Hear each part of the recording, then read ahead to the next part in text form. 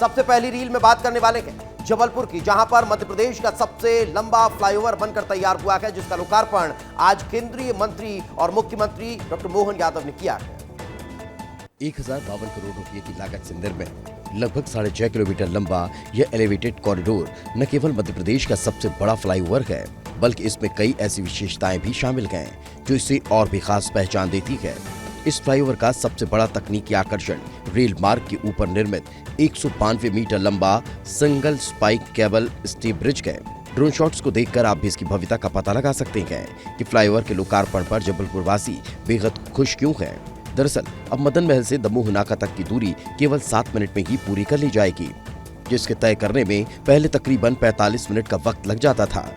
यही नहीं, फ्लाईओवर के नीचे अब खालीपन नजर नहीं आएगा। यहाँ बास्केटबॉल कोर्ट, ओपन जिम भी बनाए जा रहे हैं।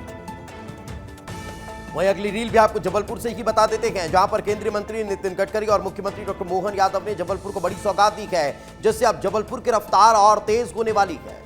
केंद्रीय सड़क परिवहन एवं राजमार्ग मंत्री नितिन गडकरी और मुख्यमंत्री डॉक्टर मोहन यादव जबलपुर में एमपी के सबसे लंबे फ्लाईओवर ब्रिज का लोकार्पण करते नजर आए। 7 किलोमीटर लंबे इस फ्लाईओवर का नाम वीरांगना रानी दुर्गावती के नाम पर रखा गया।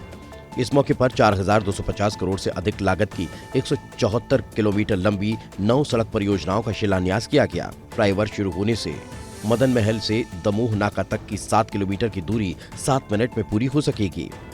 पहले यह दूरी तय करने में 45 मिनट का समय लगता था।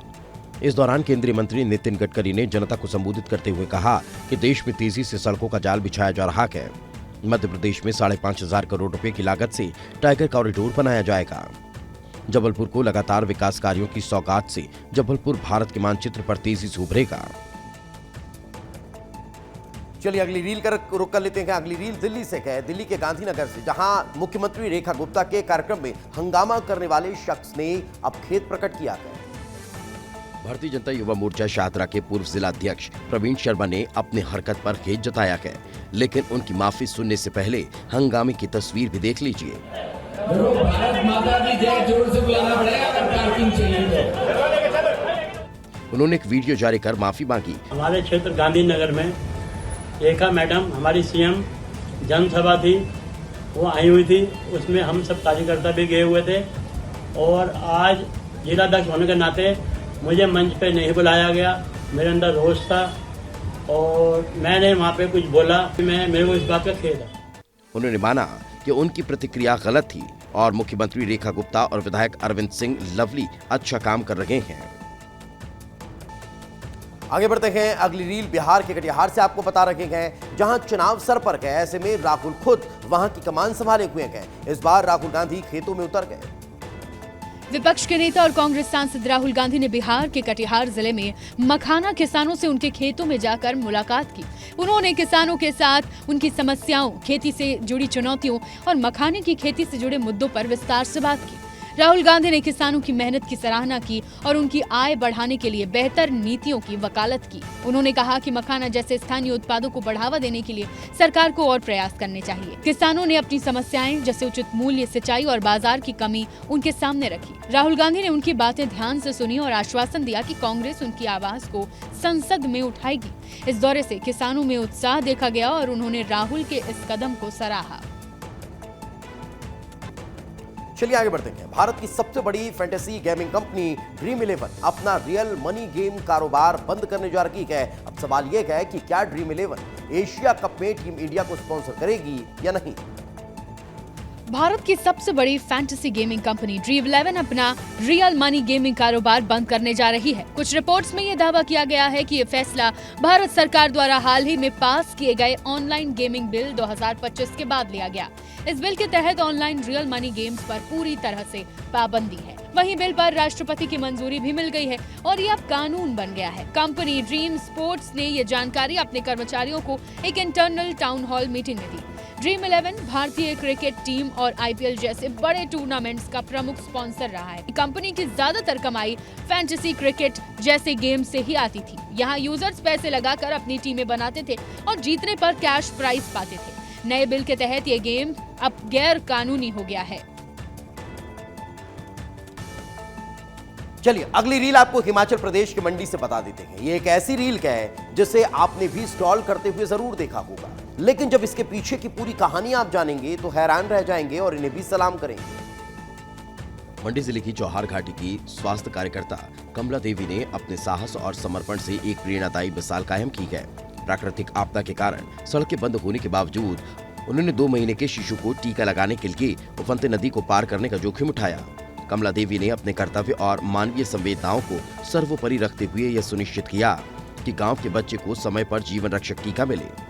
उनका यह काम न केवल स्वास्थ्य सेवा के प्रति उनकी निष्ठा को बताता है, बल्कि मुश्किल परिस्थितियों में भी मानवता की एक मिसाल कायम करता है। कमला देवी का साहस हर किसी के लिए प्रेरणा है, जो यह सिखाता है कि सच्ची सेवा वही है जो हर हाल में लोगों तक पहुंचे। ऐसे स्वास्थ्य कर्मियों को सलाम जो अपनी जिम्मेदारी को पूरे दिल से निभाते हैं। देखा आपने, ऐसे ही लोगों के लिए कहा गया है कर्मण्येवाधिकारस्ते मा फलेषु कदाचन, क्योंकि ये लोग सिर्फ कर्म करना जानते हैं। इन्हें फल की चिंता ही नहीं होती है कि आने वाला भविष्य क्या होगा, उनके साथ क्या हो जाएगा, उनका पैर अगर इधर उधर हो गया तो क्या होगा। ऐसे लोगों को विस्तार न्यूज भी सलाम करता है। आगे बढ़ते हैं और अगली रील आपको बता देते हैं। शुभांशु शुक्ला स्पेस से लौटने के बाद मुलाकातें कर रहे हैं। अब शुभांशु शुक्ला ने देश की राष्ट्रपति द्रौपदी मुर्मू से भी मुलाकात की है। एक्सियोम मिशन से लौटने के बाद भारतीय अंतरिक्ष यात्री शुभांशु शुक्ला राष्ट्रपति द्रौपदी मुर्मू से मिले। शुभांशु ने एक्सियोम मिशन 4 के तहत अंतर्राष्ट्रीय अंतरिक्ष स्टेशन पर 14 दिन बिताए, जहां उन्होंने वैज्ञानिक प्रयोग और शैक्षिक गतिविधियों में भाग लिया। इस मिशन ने भारत की अंतरिक्ष यात्रा में एक नया अध्याय जोड़ा और देश की तकनीकी क्षमता को दुनिया के सामने रखा। राष्ट्रपति द्रौपदी मुर्मू ने शुभांशु को उनकी उपलब्धि के लिए बधाई दी और देश का नाम अंतर्राष्ट्रीय स्तर पर ऊंचा उठाने के लिए प्रशंसा की। शुभांशु ने राष्ट्रपति से मिलने के दौरान अपनी यात्रा के अनुभव साझा किए और बताया कि अंतरिक्ष में रहना कैसा था। उन्होंने भविष्य में और भी बड़े मिशनों की संभावनाओं पर बात की। ये मुलाकात देशवासियों के लिए गर्व का क्षण रहा, क्योंकि शुभांशु की सफलता से पूरे भारत को प्रेरणा मिली है। बात अगली रील की कर लेते हैं, जो भोपाल से मिल रही है, जहां पर मछली परिवार के कथित अवैध ठिकानों के खिलाफ प्रशासन की कार्रवाई तेज हो चुकी है। अतिक्रमण के बाद अब फिर एक्शन देखने को मिल रहा है। मछली परिवार की 15,000 वर्ग फीट में फैली 3 मंजिला कोठी को ध्वस्त करने के बाद अब इसके निर्माण और कचरे का आकलन शुरू हो चुका है। इस कोठी के मलबे को भोपाल नगर निगम के प्रोसेसिंग प्लांट में भेजा जाएगा, जहां इसे रिसाइकिल कर ईंट, टाइल्स और अन्य निर्माण सामग्री बनाई जाएगी। 30 जुलाई को प्रशासन ने मछली परिवार के 100 करोड़ से ज्यादा की संपत्ति, जिसमें उनके घर, गोदाम, फैक्ट्रियां और एक अवैध मदरसा शामिल थे, पर बुलडोजर चलाया था। अब परिवार के अन्य अतिक्रमणों की भी जांच शुरू कर दी गई है और इन सभी कार्रवाइयों का विस्तृत आकलन कर नगर निगम को एक रिपोर्ट सौंपी जाएगी। यह कार्रवाई ड्रग तस्करी, ब्लैकमेलिंग और अन्य गंभीर अपराधों के तहत मछली परिवार के खिलाफ चल रही है। प्रशासन का यह कदम शहर में अवैध निर्माण पर आपराधिक गतिविधियों पर नकेल कसने की दिशा में महत्वपूर्ण माना जा रहा है। चलिए अगली रील आपको मऊगंज से बता देते हैं, जहां पर कानून का डर नहीं बल्कि शराब माफियाओं का सिक्का चलता है। ऐसा हम नहीं बल्कि वहां से आई तस्वीरें चीख चीख कर कह रही हैं। शाहपुर थाना क्षेत्र के पहाड़ी गांव से आई तस्वीर ने सिस्टम की पोल खोल कर रख दी। ग्रामीणों ने हिम्मत दिखाई और अवैध शराब की बड़ी खेप पकड़कर कानून के रखवालों को आईना दिखा दिया। गांव वालों ने 2 युवकों को बाइक से 6 पेटी से ज्यादा अवैध शराब के साथ दबोचा और पुलिस के हवाले कर दिया। लेकिन कहानी यहीं खत्म नहीं होती है। पकड़े गए युवकों ने खुलासा किया कि ये खेप सीधे सोम ग्रुप की पहाड़ी दुकान से आती है। सबसे चौंकाने वाली बात यह है कि ये कारोबार चोरी छिपे नहीं बल्कि दिन दहाड़े गांव-गांव तक फैलाया जा रहा है। और ये शासन प्रशासन के बैठे लोग, ऐसा लग रहा है कि उसके गुलाम हैं। 1 हफ्ते के अंदर पिपराही में पकड़ा गया, कोई कार्रवाई नहीं हो रही। उसके आदमी फोटो खिंच गई, अज्ञात वाहन रफ्तार हो चुकी। एसपी साहब का फोन पहुंच गया होगा। उधर भोपाल में चोरों के हौसले बुलंद गए, जहां पर दिन दहाड़े ग्रीन सिटी हॉस्पिटल की पार्किंग से बाइक चोरी कर ले गए, जिसका वीडियो सामने आया है। इस घटना में 3 चोरों ने बेखौफ होकर बाइक को पार्किंग से उठा लिया, जो सीसीटीवी कैमरे में कैद हो गया। ये मामला गौतम नगर थाना इलाके का है, जहां इस तरह की घटनाएं लगातार बढ़ रही हैं। चोरों ने वारदात को अंजाम देते समय किसी भी तरह की सावधानी नहीं बरती और सीधे बाइक को उठा कर ले गए। सीसीटीवी फुटेज में साफ दिख रहा है कि चोर बाइक को उठाकर ले जा रहे हैं, लेकिन अभी तक पुलिस इनकी पहचान नहीं कर पाई है। इस घटना से इलाके में दहशत फैल गई और स्थानीय लोग पुलिस से त्वरित कार्रवाई की मांग कर रहे हैं। हालांकि पुलिस ने अभी तक कोई गिरफ्तारी नहीं की है, जिससे लोगों में असुरक्षा की भावना बढ़ गई है। इस घटना ने एक बार फिर से शहर में कानून व्यवस्था को लेकर सवाल खड़े कर दिए हैं। लोग पुलिस की निष्क्रियता पर नाराजगी जता रहे हैं और चोरों की जल्द से जल्द गिरफ्तारी की मांग कर रहे हैं।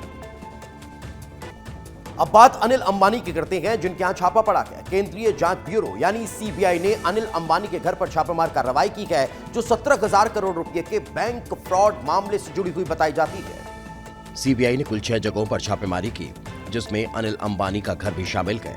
इससे पहले प्रवर्तन निदेशालय ने भी अनिल अंबानी से पूछताछ की थी।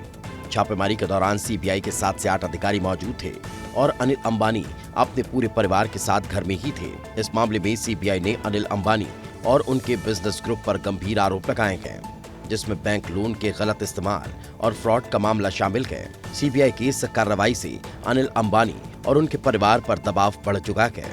छापेमारी के दौरान अधिकारियों ने कई दस्तावेज और सबूत जुटाए, जो मामले की जांच में मदद करेंगे।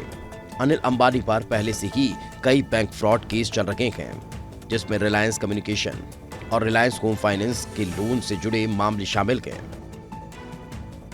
चलिए अगली रील कहां की है आपको दिखा देते हैं। अगली रील मंडला जिले की है। यहां के रहने वाले लक्ष्मीनारायण हिम्मत और हौसले जज्बे की एक ऐसी मिसाल है, जिनसे लोग हर वक्त प्रेरित हो सकते हैं। हादसे ने भले ही उनके पैर छीन लिए हों, मगर जिंदगी जीने का जुनून आज भी उनके हुनर के तौर पर जाना जाता है।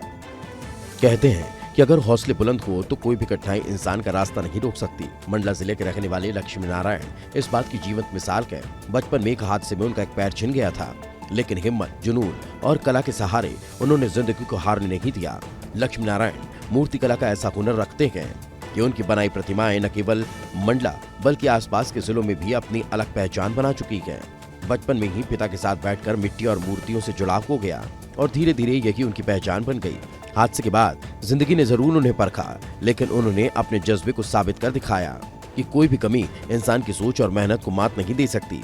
वे अभी गणेश जी की सुंदर सुंदर आकर्षक प्रतिमाएं बना रहे हैं, जिसे लेने के लिए मंडला के नहीं बल्कि अन्य जिले से भी लोग पहुंचते हैं।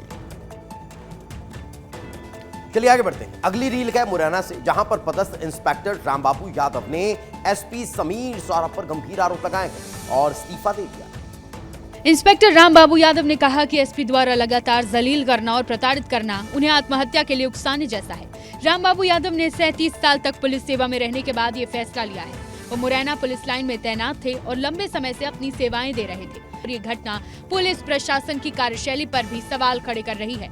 रामबाबू यादव का कहना है कि उन्हें मानसिक रूप से तोड़ा गया, जिससे वो मजबूर होकर ये कदम उठाने को विवश हो गए हैं। और इससे मुझे मेरी जो जान जाती है, इससे अच्छा ये है कि मैं आज जीवित होकर ना इस मंदिर प्रांगण में ड्यूटी कर रहा हूँ। ये मेरे लिए बहुत बड़ी बात है। और जैसे ही मेरा इस्तीफा जो मैंने दिया है वो मेरा स्वीकार हो जाता है, तो मैं भगवान से विनय करता हूँ कि अभी तक मैंने जो काम किए उस वर्दी के लिए, बस आगे मैं कुछ काम करना नहीं चाहता और इस तरीके की बेइज्जती अब झेलना नहीं चाहता। चलिए अगली रील आपको उज्जैन से बता देते हैं। यहां पर गणेशोत्सव के तहत एक भव्य आयोजन देखने को मिल रहा है, जिसमें स्कूली छात्रों ने मिट्टी से गणेश प्रतिमाएं बनाकर प्रकृति संरक्षण का संदेश दिया है। इस दौरान एक साथ 5,000 बच्चों ने मिट्टी के गणेश बनाए, जो एक अनोखी पहल थी और पूरे शहर में चर्चा का विषय बन गई। बच्चे गणपति बप्पा की मूर्ति तैयार कर रहे हैं, जिसका वीडियो भी सामने आया है। इस आयोजन का उद्देश्य घर घर की मिट्टी से गणेश बनाकर पर्यावरण को बचाने का संदेश देना था, जिसे लोगों ने खूब सराहा। विधायक अनिल जैन कालूखेड़ा भी इस कार्यक्रम में शामिल हुए और उन्होंने भी मिट्टी से गणेश प्रतिमा बनाई, जिससे इस पहल को और अधिक प्रोत्साहन मिला। बच्चों ने न केवल रचनात्मकता दिखाई बल्कि पर्यावरण संरक्षण की जागरूकता भी फैलाई। इस आयोजन से ये संदेश गया कि गणेश उत्सव को पारंपरिक तरीके से मनाकर हम प्रकृति को भी संरक्षित कर सकते हैं। लोगों ने इस पहल को एक मिसाल के तौर पर देखा और इसे भविष्य में भी जारी रखने की अपील की। चलिए अगली रील आपको भोपाल से बता देते हैं, जहां पर बीजेपी महिला मोर्चा की कार्यकर्ता सड़क पर उतर आई और विरोध दर्ज कराने लगी। ये सारा बवाल कांग्रेस नेता के बयान के बाद देखने को मिला है। राजगढ़ में कांग्रेस नेता यशवंत गुर्जर के लाडली बहनों को लेकर दिए गए बयान पर सियासी संग्राम छिड़ा हुआ है। गुर्जर ने कहा था कि लाडली बहनों को बोरे में भर देंगे, जिसके खिलाफ भाजपा महिला मोर्चा की कार्यकर्ता सड़क पर उतर आई हैं। उन्होंने रेड क्रॉस से कांग्रेस दफ्तर तक पैदल मार्च किया और कांग्रेस नेता के बयान को बहनों का अपमान बताया। राजगढ़ में कांग्रेस नेता के लाडली बहनों पर बयान देने के विरोध में अब यहां पर राजधानी भोपाल में भारतीय जनता पार्टी की महिला मोर्चा सड़कों पर उतरी हुई है। हाथों में पोस्टर्स है महिलाओं के और जमकर यहां पर जो विरोध प्रदर्शन है होते हुए नजर कहेंगे कि जिस देश में भारत देश की नारियों को पूजा जाता है और उस तरह का अपमान हम नहीं सहेंगे। कांग्रेस में अगर हिम्मत है तो लाडली बहनों को बोरी में भर के दिखाए। चलिए अगली रील आपको गाजीपुर से बता देते हैं, जहां पर जखनिया में विधायक वेदीराम और चिकित्सा प्रभारी का जमकर विवाद हो गया, जो अब सोशल मीडिया पर खूब वायरल हो रहा है। गाजीपुर के जखनिया में विधायक बेदीराम ने सीएचसी का औचक निरीक्षण किया, जहां उन्होंने कर्मचारियों की अनुपस्थिति और रजिस्टर में कमियां पाई। निरीक्षण के दौरान उन्होंने चिकित्सा प्रभारी से पूछताछ की, जिसके बाद दोनों के बीच कहासुनी हो गई। करके आप अदालत से बात करें, आपका मैं सम्मान कर रहा हूँ, आपका मैं सम्मान कर रहा हूँ। सरकार की मंशा के हिसाब से मैं काम करता हूँ। बिल्कुल सरकार की मंशा, आप समाजवादी पार्टी की मंशा से कर रहे हैं। आप इस घटना का वीडियो सोशल मीडिया पर वायरल हो रहा है, जिससे ये मामला सुर्खियों में आ गया है। लोग इस घटना को लेकर अपनी अपनी राय दे रहे हैं और ये स्वास्थ्य सेवाओं की स्थिति पर भी सवाल उठा रहा है।